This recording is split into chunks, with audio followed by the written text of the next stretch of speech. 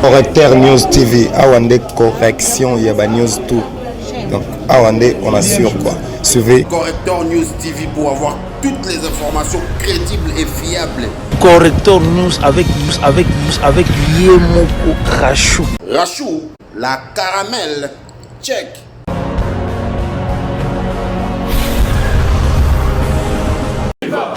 Chers combattants, chères combattantes, bonjour. Bonjour. Avant la côte en actualité à l'élo, Tikangana Salamoi éveil patriotique moko ya mouke, chers combattants. Parce que Ngonga Oyo Tokomi et komi Ngonga moko très dangereux. Parce que Banguna na biso ba comprendre que non, ba kapal na bango nyoso Oyo babandaki kosala pona fachi. Et simbi na ngote. Sikoya wayeba kenon bakoti na monde spirituel. UDP c'est viva. Viva. Mukolo ya lobi pona information na bino. Grand maître ya ba formation nyoso azalaka français. Na kombo ya Pierre-Marie Adam. Ba bengisi ye awa. Nani a bengisi ye. UDP c'est viva. Viva. Parti au pouvoir viva. Viva. Pour comprendre depuis un certain temps tous les kabylistes oyo bazolinga bakende libanda déjà mazali koyebisa bango bokobima te bokozala soki kaya malade olingi okende libanda il faut chef de l'état ye moko apesa autorisation que non obi et puis soki okende libanda soki par exemple bapesi yo 15 ou soit 16 jours soki ozongi te yeba que non bakobanda kotravailler na ambassade na bango kuna. Pour ceux qui ont sali baventure mukama ceux qui ont ligne prolonger et sengeli ko comme la gouvernement na biso awa gouvernement basengi kuna pour prolonger ces jours na yo ya malade. Qu'est-ce qui se passe réellement? Batuana banfutaki fachi na ba mystique babanda komemaye na ba distraction. Alors bazongeli même système parce que basentour que non ba congolais basali éveillé et puis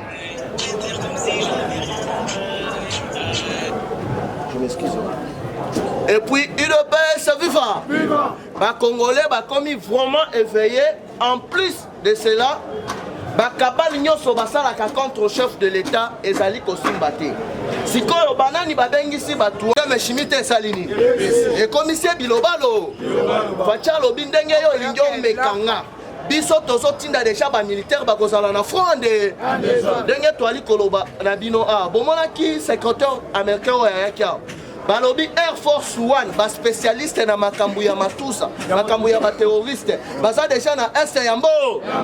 Kagame siko sauté premier ABC président burundais ko kende biloko wana ya évaluation accord cadre ya Addis Abeba te. L'actuel président ABC Dashimi ABC nga mutu asigné akufa déjà nga makambu oyo nayebi yango tozana intérêt ya ko collaborer na République démocratique du Congo. Tombola loboko kanga ba IDP c'est viva. Siko déjà na administration américaine na plusieurs pays à l'Union européenne ba isoler déjà Kagame sur le plan diplomatique à se retrouver Yemoko parce que Fachi abimisé bololé Fachi a initié qui aknani idée moko boye ya zone ya libre échange ozana minéré nga na sana minéré to signer nga na koya koteka chez bino bokoya koteka chez ayebisi Kagame yo ndenge osa premier producteur ya or na coltan soit disant to signer accord ya zone de libre échange Kagame signer ata salini Facha lobi siko il faut yo obanda epananga béton batala boye Kagame yo minéré obandaki koloba ezali wo Mikolo yo pe comme ma minéré na poto et qui t'a raté salini. Wanda pourquoi il y a depuis ba décréter état de siège. Boni au sali li sous ko importer ba minéré libanda. Il est c'est vivant. So kande ba minéré bango moko ba comprendre que non, kolo minéré ça République démocratique du Congo. L'Union européenne ba kabwana raté ba salini. Ça fait 2 mois Fachi aso yambali sous Kabila na téléphone. Tolo ba.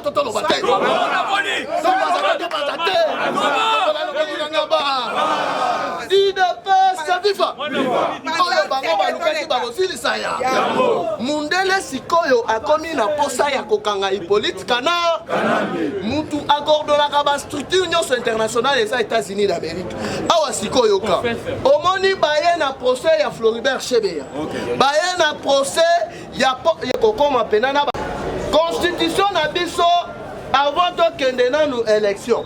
Fachi ayebisi de la communauté internationale. Et kosenga nanu tokende na resa. Toyeba nani congolais, nani congolais. Poyeba kenon ndenge tozo kende na ba élection boy.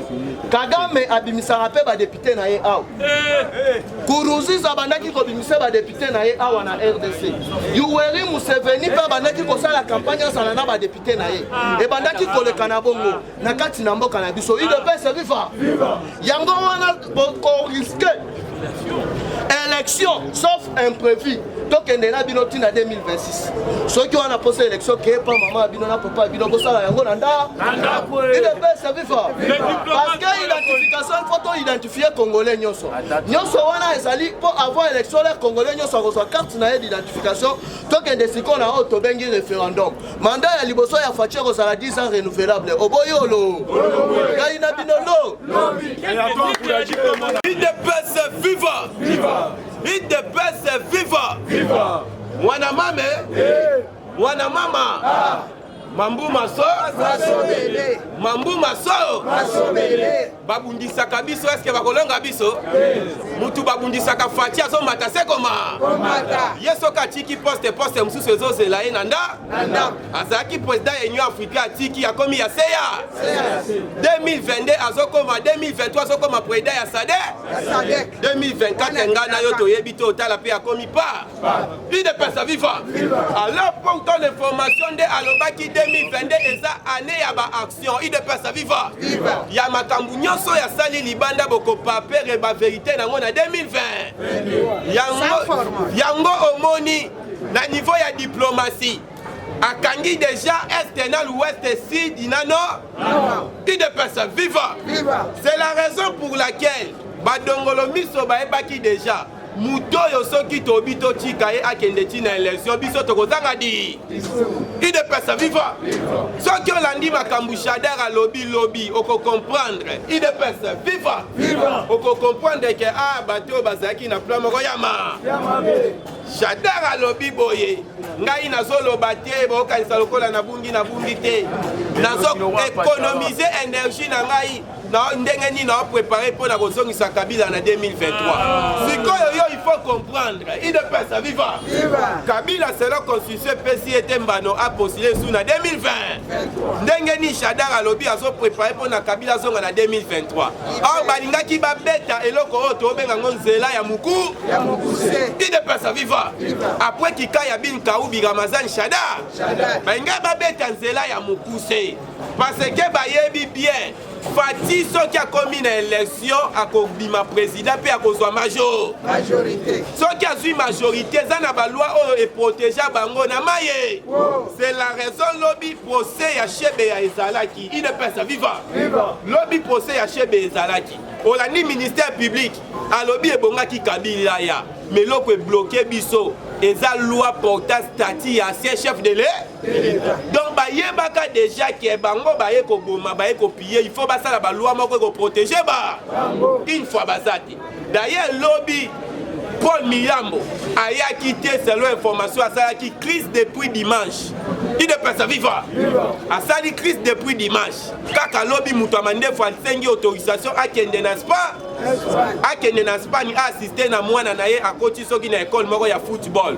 Mwana na ngope footera lokola papa na ye moko footera na ko gérer mbo. Il ne peut se vivre. Alors, pour comprendre nini, batu wana bayebi bien que président Félix Tshisekedi a gagné déjà terrain. Bitumba elongwe ya njoto ekomi ya moli. Na njoto bakoki te. Babandaki na nzela ya cour constitutionnel bakoki te. Baye na nzela ya poison bakoki. Bameki coup d'état bakoki. Bakie sikoyo na nzela ya bando. Yango moni lobi na aéroport Adan Marie numéro 1 ya franc-maçonnerie na babengisi aw. Yango moni na minute yo biso tozosala recherche toyeba sawa. Babengisi awa baye komona ke mutu wana mutu envoûta bagarde pour ya président ya Burkina Faso o batikala bike pona coup d'état sala bamoni ke Fachi aza na ba puissance musu à part ya nzamba kendaki ko bakisa ya bako kuna na Kasai yango moni eloko wana mo esimbaki idepesa viva combattant na yebisi yo soki atangai na komba président de la république na yebite soki na lingaki na koka kosala oyo président Félix asali un président de la république a su pouvoir ni majorité c'est nezaki ya biso parlement ba gouverneur yo fandaka na ndako mituna ka sali ndenge ni oyo akosaka bango wana nga soki na su pouvoir Kabila 8h à 10h na kangi Kabila ye mo nda nga pakata mbangu makolo ngulu Tshisene Sénégal il de pas vivre batu wana ba préparaka c'est la raison pour laquelle Chadar alobaka to paralyser mboka ba préparaka imaginez le chef de l'état a ekosala 2 ans na pouvoir si ma ba eko découvrir après 2 ans que mindu ke zakananda ku ya John nous et 2 ans il de pas vivre pona bisayo ke babiloko nanu babombaka ebe yango ezalaka ko assurer bango bato nyonso bazolo babaza na exil Kikaya bin Karoubi Kalef Mouton Jean Numbi côté babatami wana espoir na bango kanisa ezani puya na bango ezaka kanzambe loko moko ya mabe e la fatibe po babima soki bozo ebate il ne peut vivre wana eloko bazo sambela yango wana mais selon information na ba service à makaso et travailleur na président de la république batu wana babimite babatami eza na bato babombi bango mais suka bakobi il ne peut vivre suka bakobima babombi bango bien parce que bayebi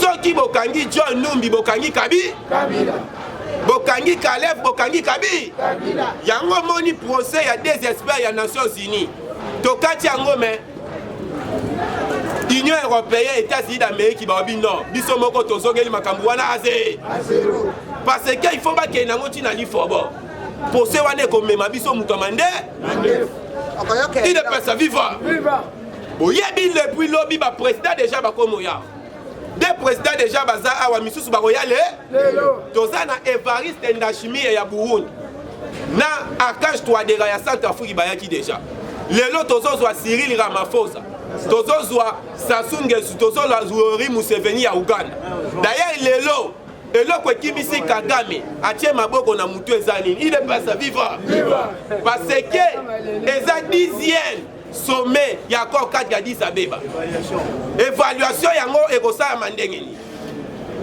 Yoweri Museveni akopesa oyo tobengi bendele epai ya Fatibe donc RDC siko akomo dirige nini wana il ne peut vivre okomesana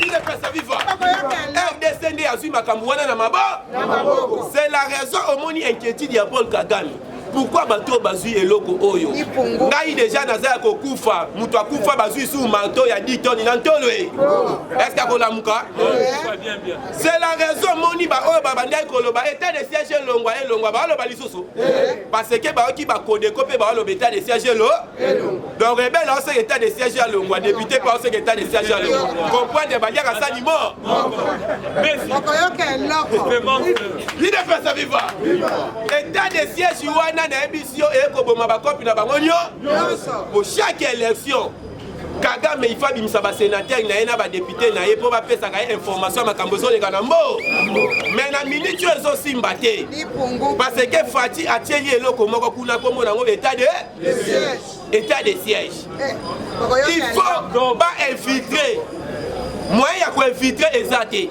côté ba infiltrer ka ba kotaka ba AFDL na Virunga kuna ba américain ba former ba ekogardi ya makasi il ne peut pas vivre Fati pas sous unité moko boya so ba kisaka cour problème ekitaka te na wane sa nini pourquoi wane ekiti parce que ba uti kolanda récupération ya aérodrome ya Boga na Ituri Kagame ya kanisa ki FARDC na armée ougandais ba suka kaka ba opération na bango na Beni tango okika ke ba ken na Ituri abandi kolela côté moni ba ko découvrir aérodrome wana ezwaka or 18 ans memaka or mais na kati aérodrome na pembe na ngwesa na ba village na bato ba village wana ba yebi me bakanga muno de traite de pomo na kendoki ya Congo ezako mais oyo toza na taille ya développement il ne peut pas vivre oyebi président so travailler dire mardi après qu'on ça la réunion na batu seni na batu na premier ministre na batu ya ONIP ba résolution ya réunion na bango balobi boye élection ya ba gouverneur ba pousse yango na mois de mai il ne peut ça vivre